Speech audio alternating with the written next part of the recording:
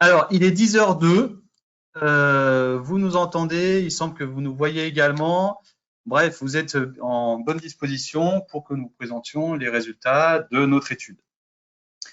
Alors, donc je suis Boris Moscarola, je suis directeur associé de la société Sphinx et je suis accompagné de Mathilde. Mathilde, donc qui suis responsable de l'Institut Sphinx. Voilà, donc tous les deux, nous avons travaillé sur ce projet d'étude pour la plupart d'entre vous à laquelle vous avez répondu. Et donc, on va passer un moment pour essayer de sortir les résultats essentiels. Alors, le 16 mars, donc vous le savez, la France est entrée en confinement à marche forcée et le télétravail qui posait question en termes de management, qui n'était pas forcément plébiscité par les managers pour des problèmes de suivi, est devenu du jour au lendemain la norme, avec ses joies, ses peurs, ses craintes, etc. Donc, d'un environnement de bureau, qu'un lieu social, d'échange, les travailleurs se sont trouvés du jour au lendemain entre cuisine et salon, chez eux, avec leurs enfants, leurs voisins, avec tout ce que cela pouvait avoir d'heureux et de malheureux. Et donc, il y a une nouvelle forme de travailleurs qui a émergé que nous avons appelé, nous, les néo-télétravailleurs. Et ce sont ces personnes-là que nous avons souhaité interroger. Et pour ça, nous avons donc mené une enquête auprès de nos clients qui, compte tenu de la profession qu'ils exercent, représentent très bien, finalement, cet échantillon des néo-télétravailleurs. Alors, je vous rappelle, pendant la présentation, que vous pouvez poser vos questions par le module de chat, comme vous l'avez fait pour répondre à la question de savoir si vous nous entendiez bien ou pas, et puis on répondra dans la mesure du possible. Donc, cette enquête que nous avons réalisée s'est déroulée entre le 29 avril et le 6 mai. C'est un questionnaire en ligne que nous avons adressé à quasiment l'intégralité de nos clients utilisateurs, à l'exclusion du secteur enseignement-recherche, puisqu'il représentait une approche différente du télétravail, donc nous n'avons pas souhaité étudier. Donc, c'est à peu près 12 000 personnes. Sur les 12 000 personnes, 560, un peu plus de 560 ont répondu. Et cet échantillon de 560, l'intégralité donc était en télétravail dans l'intégralité pendant la période de confinement. Donc, cette enquête a été clôturée le 12 mai, donc au moment où la France est sortie du confinement, ce qui nous permet vraiment d'avoir une bonne vision de cette période-là. Donc, avec un premier envoi qui a été effectué le 29 avril, une relance le 6 mai, ce qui nous a permis d'atteindre 568 réponses. Si l'on observe l'échantillon, donc nous sommes sur un échantillon qui est principalement féminin, 64%, ce qui correspond à notre clientèle, qui est une clientèle plutôt féminine, correspond au métier des études, plébiscité par les femmes, avec une majorité de personnes qui sont dans une situation familiale avec des enfants, qui représentent 56%, et près de 50% de notre échantillon qui est situé entre l'Île-de-France et la région Rhône-Alpes, avec le reste comme on peut le voir ici sur la carte, avec le reste réparti sur l'intégralité de la France. Et l'autre particularité, c'est que sur l'ensemble des répondants, on a près de 40% qui sont dans une situation d'avoir à manager des personnes au quotidien, contre un peu plus de 60% qui sont des collaborateurs, mais non managers. Est-ce que tu veux ajouter quelque chose, Mathilde, sur ces éléments? Non, c'est très bien. Alors, donc, on a posé le décor de cette étude, les objectifs, donc essayer de comprendre comment le confinement avait été vécu et quelles étaient les perspectives des néo-télétravailleurs par rapport à cette sortie de confinement, le déconfinement, et puis les perspectives plus lointaines pour l'avenir. Donc, on va commencer par effectuer un bilan de cette période de près de 2 mois. Donc, c'est Mathilde qui va vous présenter ces résultats. Donc, je vais vous présenter donc le vécu de ces néo-télétravailleurs pendant cette période de confinement. Donc, comme Boris le disait tout à l'heure, le télétravail, ça a été pour eux le grand saut parce que la grande majorité n'en avait jamais fait. Les entreprises ont dû mettre l'ensemble de leurs salariés en télétravail rapidement. Et cette expérience, même si elle a été plutôt rapide et improvisée, a été vécue plutôt positivement, puisque sur le vécu, on obtient auprès des répondants une note moyenne de 6,7, avec 61% des répondants qui ont jugé cette période en ressenti très positivement. Donc après, on leur a demandé de nous raconter cette expérience pour davantage comprendre ce ressenti. Donc en fait, sur l'expérience, on est sur une expérience qui reste globalement positive, donc avec 64% de thématiques positives qui sont évoquées, mais également des aspects plus difficiles, mais qui restent quand même moins importants. Donc si on s'intéresse d'abord aux points positifs, on voit déjà tous les effets du télétravail sur l'efficacité et la productivité des télétravailleurs. Donc ça, c'est ce qui ressortait principalement. Après, c'est également tout ce qui est nouvelles méthodes de travail, d'organisation, adaptabilité. C'est vrai que pour beaucoup, c'était aussi soit se prouver personnellement qu'ils pouvaient s'adapter rapidement et facilement à des nouvelles situations. Et après, c'était aussi que les entreprises prouvent cette adaptation et cette adaptabilité. Donc, dans les commentaires qu'on a eus, un commentaire qui était assez intéressant et révélateur, étrangement, des idées qui étaient annoncées comme impossibles avant la crise deviennent tout soudainement faisables en quelques jours seulement. C'est dingue le pouvoir des situations d'urgence. Et ces commentaires comme ça, on en a eu plusieurs, et c'était aussi l'intérêt de cette expérience de voir que les salariés et les entreprises avaient une bonne capacité d'adaptation. Après, d'un point de vue personnel, c'est aussi tout le temps de gagner, la liberté déjà de gérer son emploi du temps, et le temps de gagner par rapport à moins de temps dans les transports, plus de temps pour la famille, plus de temps pour les loisirs. Donc après, on va avoir des éléments qui sont plus négatifs, mais qui vont être aussi accentués par la période de confinement. Donc notamment le principal point négatif, donc c'est le manque de lien social, l'isolement. Donc celui-ci, il est clairement renforcé par le confinement.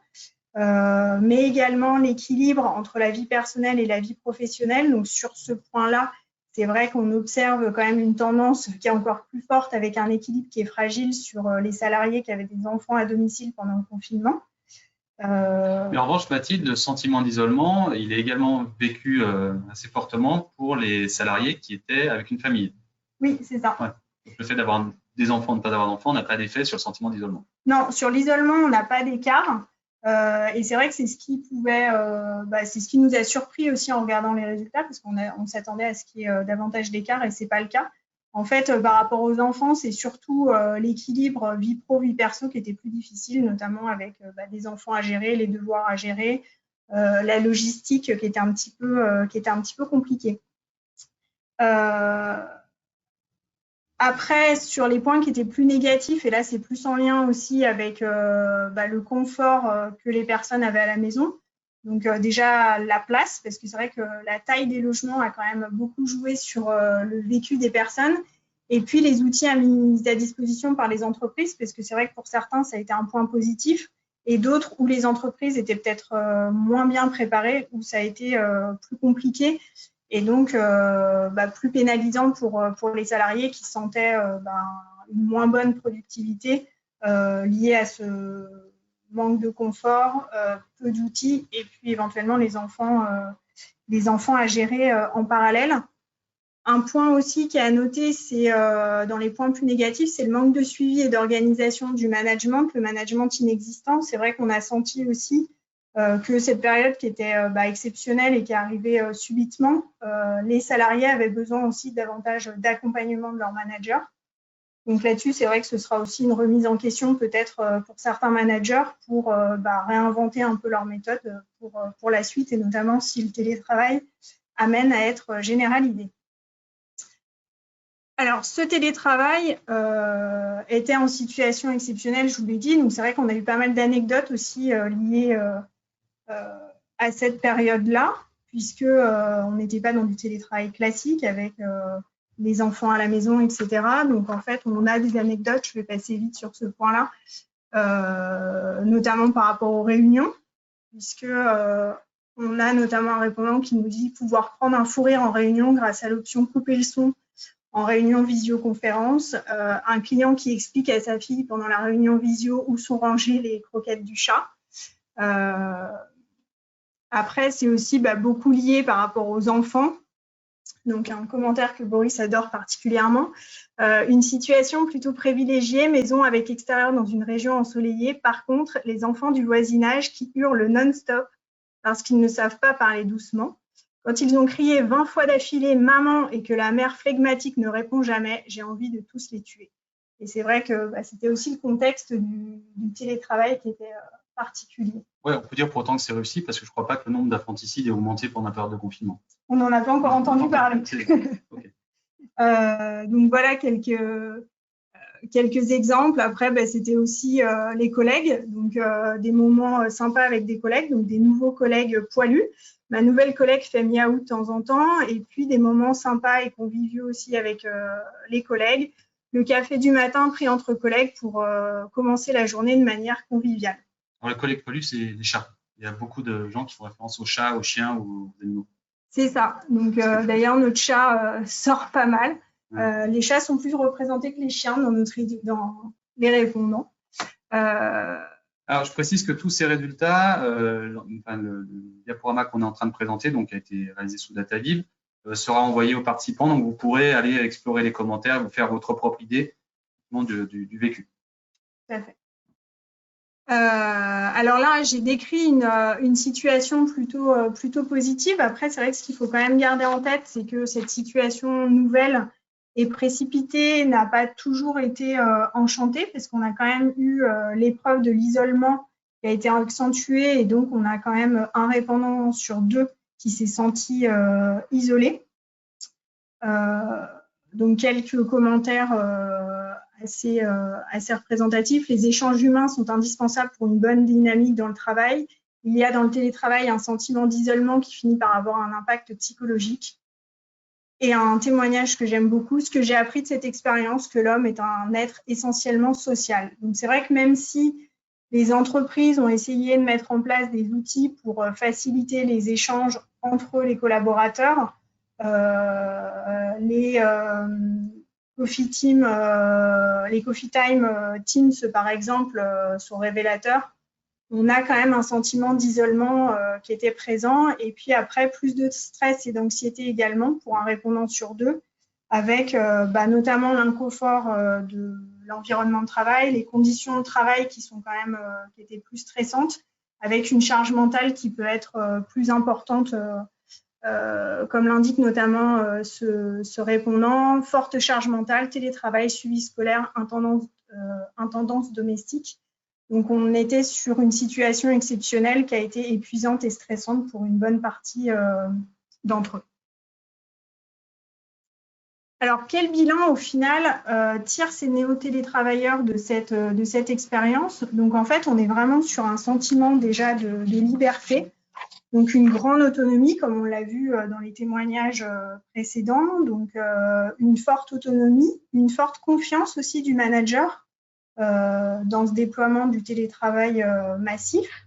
Et puis, les matériels et outils à disposition. Donc là, on est sur des critères où on s'est concentré donc, sur les extrêmes. Donc, en violet, vous voyez les tout à fait satisfaits. Donc, on est sur à plus d'un répondant sur 2 qui était tout à fait satisfait de l'autonomie que lui procurait cette situation. Donc, ça, on est vraiment sur les points positifs. Après, en parallèle, on va avoir le sentiment de perte de lien social et d'émulation du travail d'équipe qui est effectivement décrié et qui est plus compliqué en cette période-là. Après, des points qui sont des points quand même intéressants à noter, c'est on retrouve donc l'accompagnement du soutien du manager qui va être plutôt très satisfaisant pour un tiers d'entre eux. Et on en a quand même 8% qui sont pas du tout satisfaits de ce point-là. Donc, comme je le disais tout à l'heure, ça peut laisser sous-entendre que certains managers se sont plus ou moins bien adaptés aux besoins de leurs collaborateurs. Donc, voilà sur le bilan déjà du vécu de ce télétravail. Donc, je vais laisser Boris vous présenter les perspectives pour la suite. Merci Mathilde. Donc, finalement, on a un tableau qui est plutôt, si on a le coloré, qui est plutôt rose de ces périodes de confinement et finalement du télétravail à marche forcée, effectivement qui a été imposé, mais comme le disait Mathilde, de temps en temps, on peut être surpris par des situations d'urgence où on a une capacité très très forte à pouvoir s'adapter.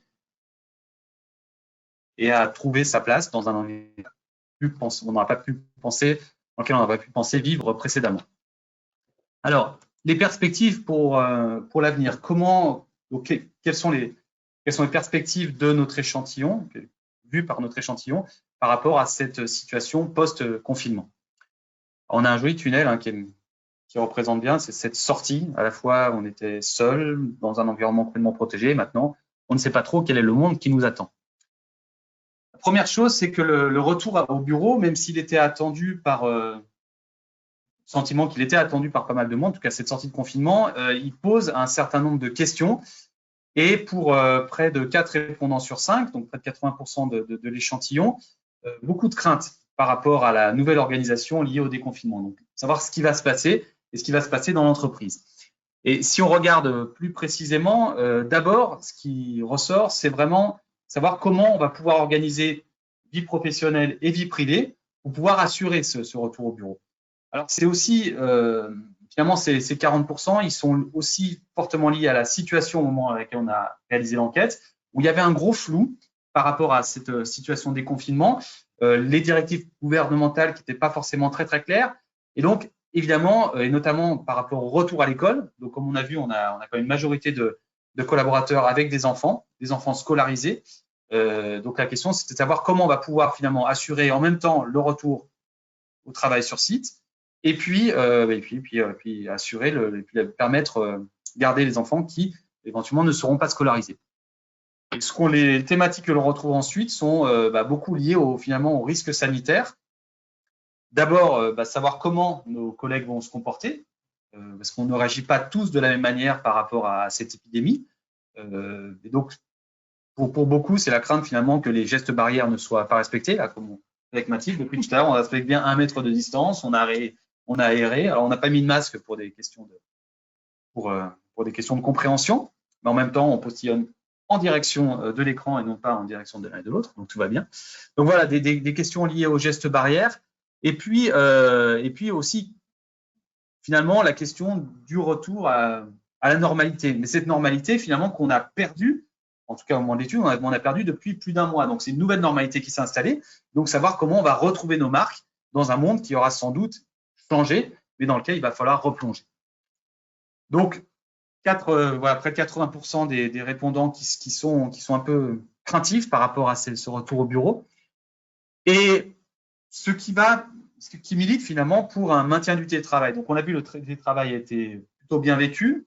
D'abord, d'un point de vue purement professionnel, finalement, il n'a pas véritablement bouleversé la productivité et la performance des collaborateurs, si ce n'est ceux qui, effectivement, se sont plaints légèrement d'un défaut d'accompagnement, un manque d'accompagnement de la part des managers, même si la confiance était là. Donc voilà, 85% qui sont, eux, prêts à poursuivre le télétravail, qui le souhaitent fortement, et dans des proportions qui sont fortes, puisque c'est lorsqu'on leur demande finalement la part de télétravail qui est envisagée dans cette situation post-confinement, c'est plus de 3 jours par semaine. Donc on est vraiment sur un télétravail qui sera majoritaire par rapport au travail sur site. Et c'est vrai qu'on était sur des télétravailleurs qui étaient à 100% en télétravail. Donc, c'est vrai qu'en étant sur 3 jours par semaine au bureau, je pense que ça leur permet aussi de lever un petit peu le frein qu'il y avait sur le lien social et la perte d'émulation. Donc, ils ont l'air de se projeter plutôt positivement.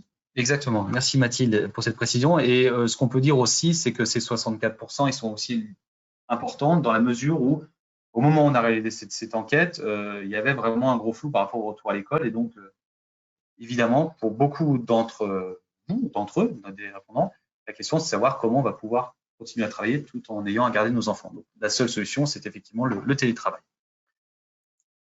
Donc, l'état d'esprit, par rapport à cette sortie de confinement, il est partagé un peu entre inquiétude et sérénité. Donc, lorsqu'on regarde, donc on a posé la question de savoir finalement quel était véritablement leur état d'esprit de manière très ouverte à l'état d'esprit par rapport à cette sortie de crise, par rapport à cette sortie de confinement. Et lorsqu'on fait une analyse de sentiments, ce que l'on voit, c'est qu'on a près de 40% d'avis négatifs contre 50% à peu près d'avis positifs. Et ces avis négatifs, on nous parle d'inquiétude, on nous parle de flou, on nous parle de difficulté, de stress. voilà, ici, je suis un peu inquiète, je suis inquiète, je suis inquiète et angoissée, inquiète de reprendre les transports en commun notamment. Donc, on verra après les thématiques. Et à l'inverse, les répondants qui répondent de manière positive, eux se sentent effectivement plus sereins, contents, sont positifs. Pas mal de sérénité. Et en effectuant une analyse de contenu, pardon, ce qu'on va pouvoir retrouver dans les principales thématiques qui sont abordées par rapport à cette question d'état d'esprit, c'est d'abord la volonté forte de rester en télétravail. Donc, beaucoup de gens qui s'expriment de cette manière, en disant voilà, moi, mon état d'esprit, il ne change pas dans la mesure où je veux continuer en télétravail.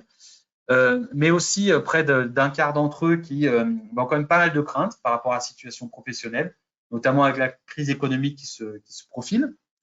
Des questions par rapport à l'organisation. Voilà, il va falloir effectivement mettre en place davantage de télétravail. Cette mise en place de télétravail va nécessiter de remodeler l'entreprise autour de cette nouvelle organisation. Donc, pas mal de questions par rapport à ça.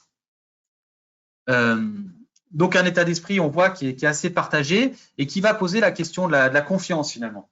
Dans quelle mesure les collaborateurs, les salariés, ont confiance, d'une part, dans leur entreprise et d'autre part, dans leur pays, dans les institutions, pour pouvoir poursuivre. Parce qu'on a vu à partir du 16 mars, où finalement l'État-providence est revenu sur le devant de la scène, avec Emmanuel Macron et Édouard Philippe le Tout-Puissant, qui ont décidé finalement de l'avenir des Français, qui ont imposé un mode de fonctionnement. Et donc, la question, c'est de savoir dans quelle mesure les Français ou les néo-télétravailleurs leur font confiance. Et ce qu'on voit, c'est qu'on a une confiance qui est plus forte finalement dans l'entreprise aujourd'hui, de la part des collaborateurs, pour sortir de la crise, que dans cet état-providence. Et les éléments qui influent, on voit que la confiance dans l'entreprise augmente finalement avec le nombre de collaborateurs. Plus je suis dans une petite société, plus j'ai peur pour mon avenir, plus j'ai de craintes. Et plus je suis dans un grand groupe, plus au contraire, je suis confiant dans la capacité de mon organisation à traverser la crise. Et on le voit donc avec sur les entreprises de moins de 10 salariés, avec une note de 6,4 sur 10 dans la confiance accordée, contre près de 8 sur 10 pour les grands groupes de près de 1000 personnes. Et alors, d'un côté, finalement, la confiance dans l'entreprise est portée par la taille de la structure. À l'inverse, la confiance dans le pays, là, ce qui est étonnant, c'est qu'on n'est pas du tout sur ces éléments-là, mais sur finalement la situation personnelle, et on voit que la confiance augmente avec le nombre d'enfants. Donc finalement, c'est pas étonnant, hein, plus on fait d'enfants, plus a priori on a confiance dans les institutions, dans notre environnement pour pouvoir les accompagner. Effectivement, quand on fait 3 enfants ou plus, il faut être un petit peu fou, je sais de quoi je parle, parce que j'en ai 3. Donc on a intérêt à avoir une confiance forte dans le pays, dans les infrastructures qui sont proposées pour pouvoir poursuivre. Mais malgré tout, avec une note qui flirte les 6 sur 10, on est quand même sur une confiance qui est assez faible. Donc, ce qu'on a fait ensuite, on a agrégé finalement on a fait une moyenne de ces 2 niveaux de confiance qui a permis de faire émerger 3 catégories. Donc, des sceptiques qui ont donné des notes de 0 à 6, des confiants, des notes de 7 à 8, et des optimistes avec une note de 9. Et on leur a donc dans la foulée posé la question de savoir finalement quelle était pour eux la date à partir de quand on va pouvoir finalement sortir de cette crise économique et sanitaire. Sur l'ensemble de l'échantillon, on a près de 90% qui pensent qu'il n'y aura pas de retour à la normale avant janvier 2021. C'est-à-dire qu'on a encore au moins 6 mois de flottement, de phases difficiles, et que de toute façon, avant cette date-là, la situation ne va pas s'améliorer. Et que l'on soit sceptique, alors pour les sceptiques, on est sur une valeur qui est un peu plus forte à 95%, mais même pour les individus optimistes, donc qui ont donné une note de 9-10 par rapport à la confiance dans l'entreprise, dans l'État, 3/4 d'entre eux pensent que de toute façon, avant janvier 2021, il ne se passera pas grand-chose. Donc, on sait qu'on a un avenir, en tout cas, si on fait confiance à ces néo-télétravailleurs et à leur capacité à se projeter, on peut penser qu'on va avoir effectivement une fin d'année qui va être particulièrement difficile d'un point de vue économique et sanitaire. Donc, finalement, quel est ce monde qui est envisagé par rapport à comment les néo-télétravailleurs voient ce monde de demain? D'abord, c'est l'avènement du télétravail, donc on l'a vu, on l'a bien redit, effectivement, c'est une vraie réussite, mais en même temps,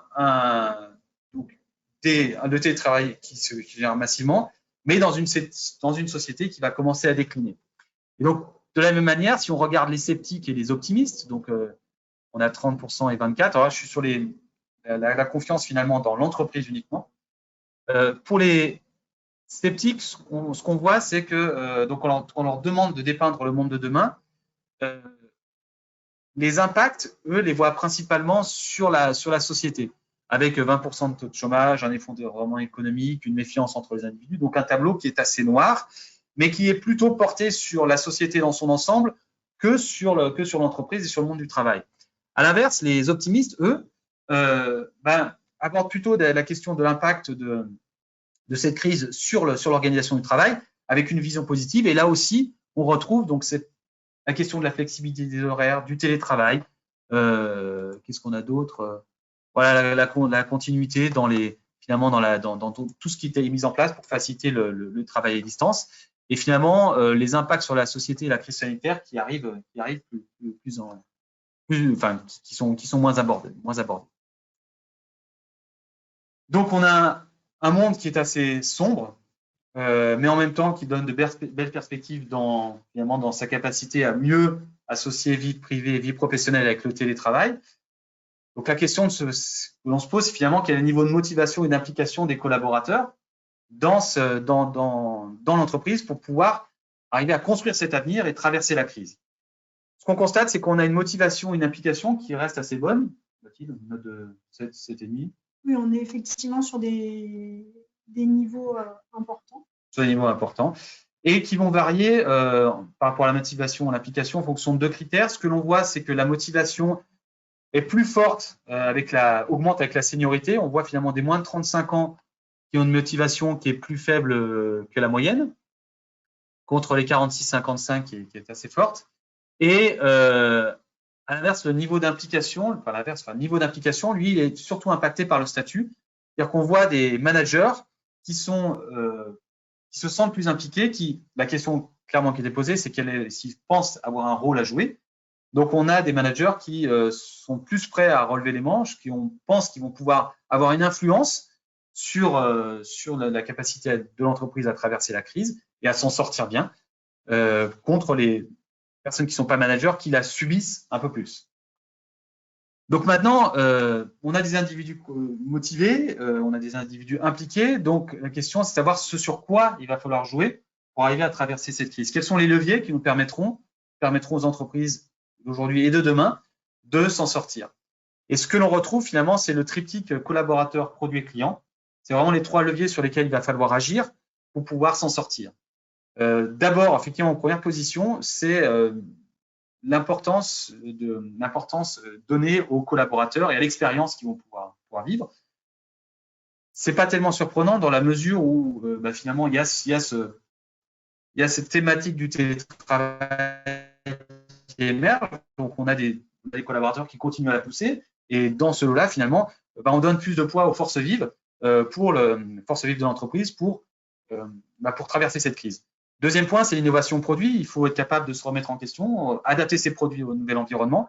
Et pour ça, il va falloir aussi faire attention à ses clients, ne pas les perdre, parce qu'on va rentrer dans un monde qui va bouger, dans un monde qui sera sans doute plus concurrencé. Il y a toujours des opportunités, des sociétés plus opportunistes que d'autres qui seront capables de s'adapter plus vite pour pouvoir trouver de nouveaux marchés.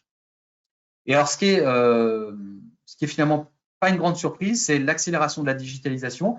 Il n'arrive qu'en 4e position, puisque dans la typologie de nos clients, finalement, on a beaucoup d'entreprises qui, on le voit, hein, ce sont des travailleurs qui, d'une part, dans la digitalisation par rapport à l'interne, étaient en place, et d'autre part, qui ont su aussi amorcer le virage de la digitalisation par rapport à leurs clients. C'est bon pour toi? Non. Voilà, donc en conclusion, par rapport à cette étude, que faut-il retenir?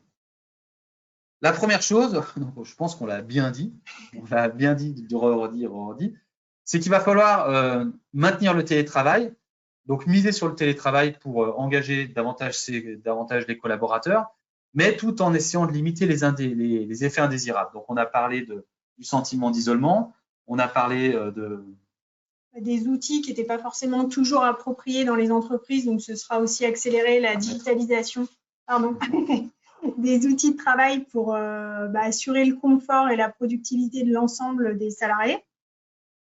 Et donc, pour ça, pour s'assurer que tout est en place, on a insisté sur l'importance de mener régulièrement des études de climat, qui peuvent être des enquêtes par questionnaire, mais qui peuvent être aussi des entretiens avec des plus petits groupes, pour bien suivre, finalement, bien arriver à bien prendre le pouls de ses collaborateurs et s'assurer qu'ils se sentent finalement bien dans l'environnement pour garder un maximum de productivité et puis éviter d'aller travailler ailleurs. Deuxième point, c'est qu'il va falloir miser sur les managers pour accompagner la transformation organisationnelle et accompagner les collaborateurs.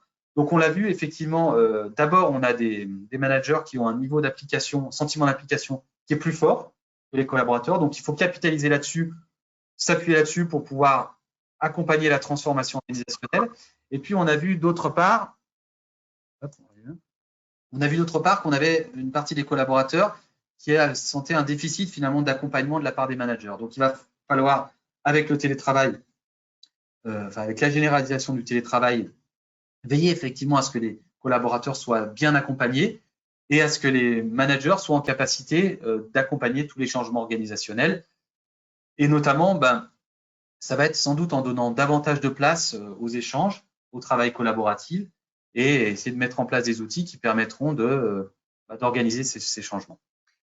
Et le troisième point, il va falloir donc s'appuyer sur ses clients pour identifier les mutations du marché. Donc, on rentre sans doute dans de nouveaux paradigmes liés à une nouvelle situation.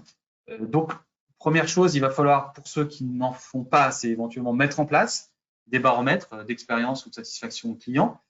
Et puis, pour ceux qui les mettent en place, ceux chez qui c'est déjà en place, c'est arriver à poursuivre, continuer sur cette lancée, ça pop partout.